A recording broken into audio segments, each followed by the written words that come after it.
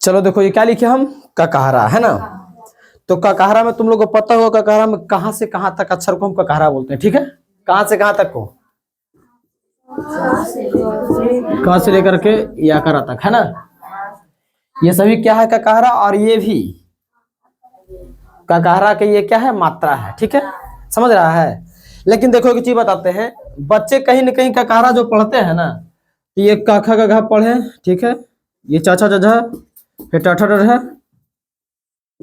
फिर त थ द ध, फिर क्या था प फ ब भ है ना, फिर ये रल हुआ, फिर ये आकारा जो होता है ना, वो आकारा की मात्रा वाला, ये दोनों बहुत बच्चे छोड़ देते, उसको लगता हम ककहरा पढ़ लिए है ना। अभी जो हमारे पास नए वाले बच्चे हैं उसका ये शिकायत हम देखें, तो जब वो क्या किया है कि वो क्या किया है ना, वो बच्चा क से लेकर के ज्ञ तक, ठीक है, क से लेकर के ज्ञ तक वो याद किया है, ठीक ना, क से लेकर के ज्ञ तक, ठीक है, वो याद किया है। उसके बाद में ये आकारा वाला और आकार की मात्रा वाला ये पढ़वे नहीं किया है, सबसे बड़ा समस्या ही। और जिस बच्चा को अगर हिंदी बिल्कुल बढ़िया से पढ़ना है और सीखना है, ठीक है, जिसको टाइम पास करना है, तनी मनी नाम गाम भर सीखना है ना, तो सीखो और पढ़ाई करके छोड़ दो तनी मनी जो भी सीखना, ठीक है। लेकिन जिसको अगर अच्छा से मन लगा के पढ़ना है ना, तो वो क्या करो कि ककहरा को पूरी अच्छी तरीका से इसको याद कर लो। ये क से लेकर के आ आकार और आकार की मात्रा वाले ये दोनों। और हिंदी बाबू मेन चीज के लड़का लोग छोड़ देता है, मेन चीज यही तुम्हारा है। हिंदी हिंदी एजे से शुरू होला एजे से खत्म, ऐसा नहीं कहता पावर पावर यहीं से शुरू होला यहीं से खत्म। तो तुम्हारा हिंदी का जो पावर है ना बाबू, यहां से शुरू हो जाता है। क्यों शुरू हो जाता है? क्योंकि जब भी तुम लोग दो अक्षर पढ़ता है कि कल कल, ठीक है, दो अक्षर वाला चलो सिंपल में मिल गया, ठीक है। तीन अक्षर वाला पढ़ता है क म ल कमल, ठीक है। चार अक्षर वाला पढ़ा कटहल कटहल।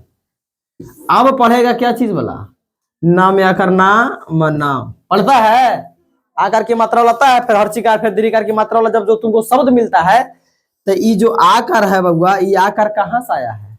ऊपर टपक गया है? नहीं, इसी में था ककहरे में, लेकिन तुमने उसको बढ़िया से पढ़वे नहीं किया ना, उस पर कोई ध्यान दिया, ठीक है, समझ रहा है क्या बोले हम। और रही बात ये दोनों को पढ़ने का, तो देखो ये दोनों को पढ़ने का एक तरीका भी है, ये दोनों को पढ़ने का तरीका है। आकार इसको बोलेंगे, फिर हर्षिकार, फिर दीर्घिकार, हर्षुकार, दीर्घकार, रीकार, एकार, आयकार, ओकार, ठीक है, औकार, अनुस्वार, अनुस्वार, ठीक है, फिर विसर्ग। दिख रहा है इसमें क्या? हाँ चलो दिख रहा, ठीक है। ये होता आकार पढ़ने का तरीका, ठीक है, समझ गया।